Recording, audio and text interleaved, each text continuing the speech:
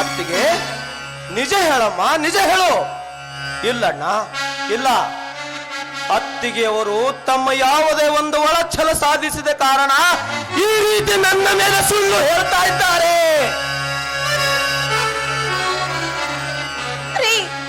ನಾನು ನಿಮ್ಗೆ ಸುಳ್ಳು ಹೇಳ್ತೀನೇನ್ರಿ? ನನ್ನ ಕೊರಳಿಗೆ ಮಾಂಗಲ್ಯ ಕಟ್ಟಿದ ನನ್ನ ಪತಿ ದೇವರೇ ನೀವು. ನಿಮ್ಮ ಮುಂದೆ ನಾನು ಎಂದಾದ್ರೂ ಸುಳ್ಳು ಹೇಳಿದ್ದೀನೇನ್ರಿ? ಆದ್ರೆ ಈ ಮೋಸ ಮನೆಯಲ್ಲಿ ಯಾರಿಲ್ಲದ ಸಮಯ ನೋಡಿ ನನ್ನ ಮೇಲೆ ಬಲಾತ್ಕಾರ ಮಾಡಿ ತನ್ನ ಆಸೆಯನ್ನು ಪೂರೈಸಿಕೊಳ್ಳಲು ಬಂದಿದ್ದಾನೆ ರೀ. ಅವನು ಮೊದಲೇ ನಾಟಕ ಬರೆಯವನು. ಇದೇ ತರ ನಟನೆ ಮಾಡಿ ಅದು ಎಷ್ಟು ಜನರಿಗೆ ಮೋಸ ಮಾಡಿದನ ಎಂದು ಯಾರಿಗ್ ಗೊತ್ತು? ಅಂತದ್ರಲ್ಲಿ ನಿಮಗೆ ಮೋಸ ಮಾಡೋದ್ರಲ್ಲಿ ಯಾವ ಅರ್ಥನೂ ಇಲ್ಲ ಬಿಡಿ. ಅತ್ತಿಗೆ, ಅನ್ಯರ ಮನೆಯಿಂದ ಈ ಮನೆ ಸೌಭಾಗ್ಯ ಲಕ್ಷ್ಮಿಯಾಗಿ ಮಧ್ಯದಲ್ಲಿ ಬಂದ ನೀನು ಉಪಯುಕ್ತಿಲ್ಲದ ಸುಳ್ಳನ್ನು ಸತ್ಯದ ಸಾಲಿಗೆ ಸೇರಿಸಿ ಒಂದು ಮನಸ್ಸಿನಿಂದಿದ್ದ ಅಣ್ಣ ತಮ್ಮಂದಿರಲ್ಲಿ ವೈಮನಸ್ಸನ್ನು ಹುಟ್ಟಿಸಿ ವಜ್ರದಂತೆ ಒಂದಾಗಿದ್ದ ಮನೆಯ ಬಾಗಿಲನ್ನು ವಿಭಾಗ ಮಾಡೋ ಹಂಚನ್ನು ಮಾತ್ರ ಹಾಕಬೇಡಮ್ಮ, ಹಾಕಬೇಡ. ಮನೋಜ, ಸಾಕು ಮಾಡೋ. ನನ್ನ ಎದುರಿನಲ್ಲಿಯೇ ನೀನು ಒಳಗೆ ಇಟ್ಟೊಂದು ದಿಟ್ಟತನದಿಂದ ಗರ್ಜಿಸಿ ಮಾತನಾಡುತ್ತಿರುವ ನೀನು ನಾನಿಲ್ಲದ ಸಮಯದಲ್ಲಿ ಅದಷ್ಟು ಉತ್ತರದಿಂದ ಹೊರಡಿಸಬಹುದು. ಮೂರ್ಖ ನೋಡು, ಈ ರೀತಿ ನನಗೆ ವಂಚನೆ ಮಾಡಬೇಕೆಂದು ಎಷ್ಟು ದಿನಗಳಿಂದಲೂ ಕಾದಿದ ಕಾಮುಕ. ತಾಳು ಸ್ವಲ್ಪ.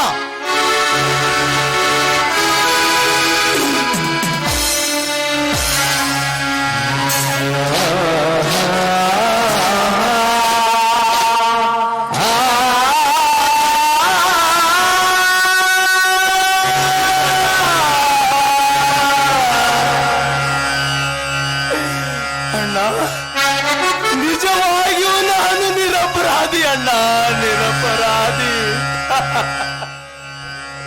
ಮತ್ತೆ ನಾನು ನಿರಪರಾಧಿ ಎಂದು ಬಗಳುತ್ತಿರಲು ಮನಮುರುಕ.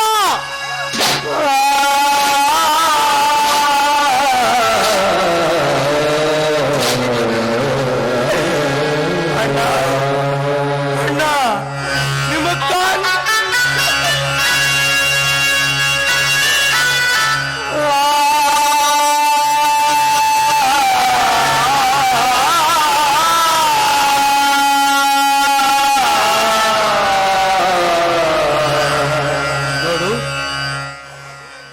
ಅಣ್ಣ, ಸುಮ್ಮನೆ ನೀವು ನನ್ನನ್ನು ವ್ಯರ್ಥವಾಗಿ ಬಡಿಯಬೇಡಣ್ಣ, ಬಡಿಯಬೇಡ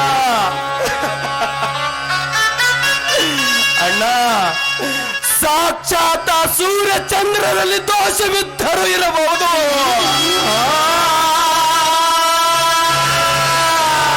ಆದರೆ ನನ್ನ ನಿನ್ನಲ್ಲಿ ಅದ್ಯಾವ ದೋಷವಿಲ್ಲ.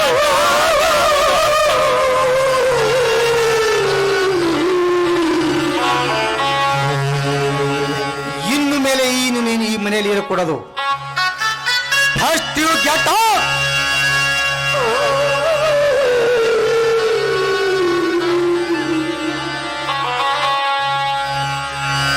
ಏನ್ರಪ್ಪ, ಈ ಮನೆಯಲ್ಲಿ ನೀವು ಎಲ್ಲ ಏನೋ ಒಂಥರ ಗದ್ದಲ ನಡೆಸಿದ್ರಲ್ಲ? ಬನ್ನಿ, ನಡೆದಿದೆ ಗಲಾಟೆ. ಈ ನಿಮ್ಮ ಮುದ್ದು ಮಗ ಕವಿಕುಲ ದೊಡ್ಡ ಪಂಡಿತ ತನ್ನ ಅಣ್ಣನ ಹೆಂಡತಿ ಎಂಬ ಅರಿಯನ್ನರಿಯದೆ ಈ ಸಾಧ್ಯ ಮೇಲೆ ಬಲಾತ್ಕಾರ ಮಾಡುತ್ತಾನೆ. ಈ ಚಾಂಡಾಲ ಎಲ್ಲೋ ರಕ್ತದ್ರೋಹಿ, ಅಣ್ಣನ ಹೆಂಡತಿ ಹೆತ್ತ ತಾಯಿ ಸಮನವೆಂಬ ಭಾವನೆ ಅರಿಯದೆ ಯೌವನದ ಮಪ್ಪಿಗೆ ಬಲೆಯಾಗಿ ಈ ಮಹಾಸಾತ್ವಿನ ಸರಸಕ್ಕೆ ಕರೆಯಲು ನಿನಗೆ ಮನಸ್ಸಾದರೆ ಹೇಗಾಯ್ತು?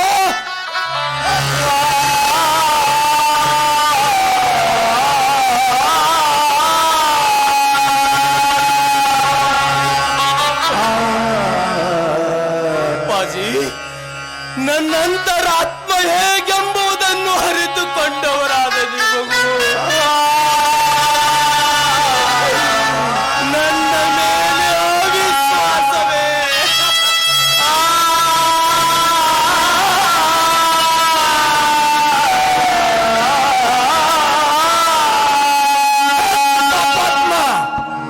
ಮೊದಲು ಈ ಮನೆ ಬಿಟ್ಟು ತೊಲಗು ಆಚೆ.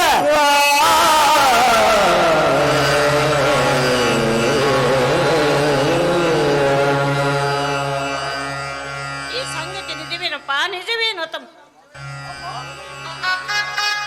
ಅಮ್ಮ, ನಾನು ನೀನು ಕೂಡಿಕೊಂಡು ತೋಟಕ್ಕೆ ಮರಳಿ ಬರುವಾಗ ಕಲ್ಪನಾಳನ್ನು ಮನೆಯೊಳಗೆ ಕೈ ಹಿಡಿದು ಜಗ್ಗುತ್ತಿರುವುದನ್ನು ಪ್ರತ್ಯಕ್ಷವಾಗಿ ಕಂಡಿದ್ದೇನಮ್ಮ. ಮನುಜ, ಅಣ್ಣ ಯಾರು, ಅತ್ತಿಗೆ ಯಾರು, ತಾಯಿ ಯಾರು, ತಂದೆ ಅನ್ನೋ ಖಬರಾದ್ರೂ ಇದೇನೋ ಏ ಕೊಲೆಗೆಟ್ಟವನೇ? ಅಮ್ಮ ಅಮ್ಮ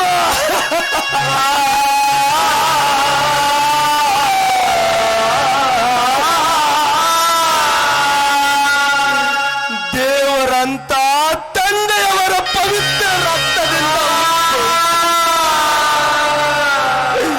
ಈ ನಿಮ್ಮ ಪುಣ್ಯ ಉದರದಲ್ಲಿ ಜನಿಸಿದ ನಿಮ್ಮ ಮಗನ ಮೇಲೆ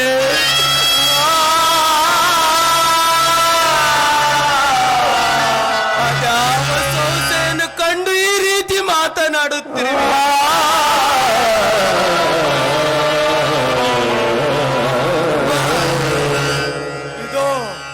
ಆ ಪರಶಿವನಿಗಿಂತ ಮಿಗಿಲಾದ ನಿಮ್ಮ ಪವಿತ್ರ ಪಾದ ಸಾಕ್ಷಿಯಾಗಿ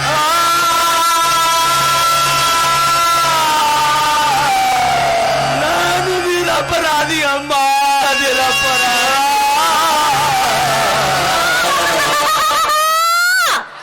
ನೀನು ನಿರಪರಾಧಿ ಅಂದ್ರೆ ನಾನು ಅಪರಾಧಿನಾ?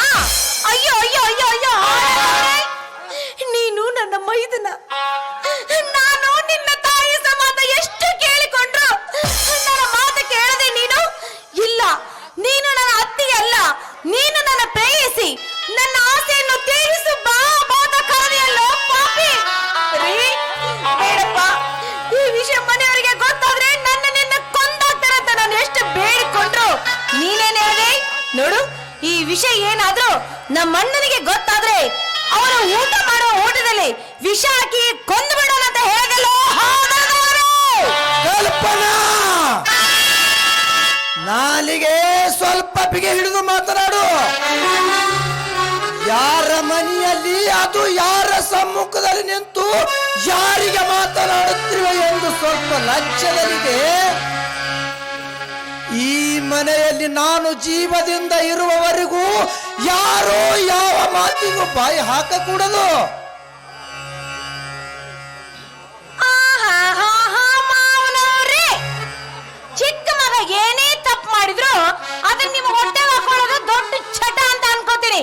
ಹೌದು, ನೀವು ಏನೇ ಮಾಡಿದ್ರೆ ನೀವು ಮಾಡಿದ್ದೇ ಸರಿ, ನಾನು ಹೇಳಿದ್ದು ಎಲ್ಲ ಸುಳ್ಳು. ನನಗೆ ಈ ನ್ಯಾಯ ಇಲ್ಲ ಅಂದ್ರೆ ನಾನು ಈ ಮನೇಲಿ ಇರಲ್ಲ. ನಾನು ನನ್ನ ತವ್ರ ಮನೆಗೆ ಹೋಗೋದೇ ಒಳ್ಳೇದು. ನಾನು ನನ್ನ ತಾಯಿಯ ಸಮಾನವಮ್ಮ, ನಿನಗೆ ಕೈ ಮುಗಿದು ಬೇಡ್ಕೊಳ್ತೇನೆ. ಈ ಮನೆಯಲ್ಲಿ ಒಳ್ಳೆಯದಾಗಲಿ ಕೆಟ್ಟದ್ದಾಗಲಿ ಅದನ್ನು ಸರಿಪಡಿಸಿಕೊಂಡು ಹೋಗೋದು ನಿನ್ನ ಧರ್ಮವಾಗಿದೆ, ನಿನ್ನ ಕರ್ತವ್ಯವಾಗಿದೆ. ಅದು ಅಲ್ಲದೆ ಅವನು ಮನೋಜ ನಿನ್ನ ಹೊಟ್ಟೆಯಲ್ಲಿ ಹುಟ್ಟಿದ ಮಗನೆಂದು ತಿಳಿದು ಇದನ್ನು ಸಲ ಕ್ಷಮಿಸಿಬಿಡು ತಾಯಿ, ಕ್ಷಮಿಸಿಬಿಡು. ಮಳ್ಳಿ ಅಂದ್ರೆ ನಿನ್ನ ಮಗ ಮಾಡಿದ್ದು ಸರಿ, ನಾನು ಹೇಳೋದು ತಪ್ಪು ಅಂತ ಹೇಳ್ತಾ ಇದೀಯಾ? ಹೌದೌದು, ಎಷ್ಟಾದ್ರೂ ನೀವು ಎದೆ ಒಪ್ಪಿಸ್ಕೊಂಡು ಮಾತಾಡೋದು ನಿಮ್ಮೆಲ್ಲರಿಗೂ ಚೆನ್ನಾಗಿ ಗೊತ್ತಿದೆ ಅಂತ ಈಗ ಗೊತ್ತಾಗ್ತಾ ಇದೆ.